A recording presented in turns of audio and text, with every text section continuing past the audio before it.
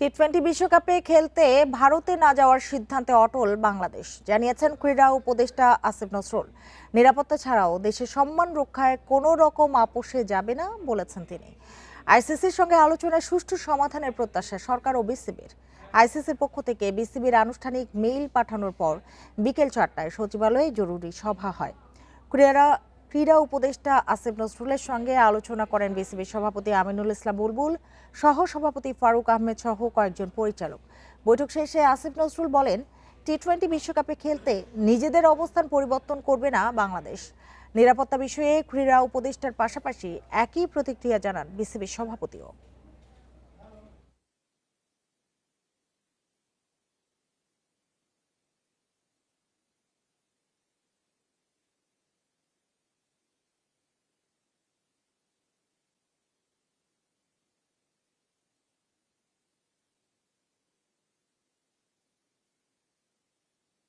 ক্রিকেটারদের নিরাপত্তা, বাংলাদেশের নিরাপত্তা, বাংলাদেশের মর্যাদা, এটার প্রশ্নে আমরা কোনো আপোষ করব না।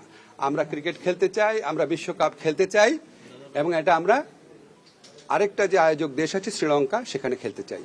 এই পজিশনে আমরা অনর আছি। চ্যাম্পিয়ন্স ট্রফি হয়েছিল, তখন ইন্ডিয়া পাকিস্তানে যায়নি, এবং পাকিস্তানও কিন্তু গত কয়েকটা বিশ্বকাপ খেলতে ইন্ডিয়াতে আসেনি। সো আমরাও আশা করছি যে আমরা একটা সঠিক অ্যান্সার পাবো।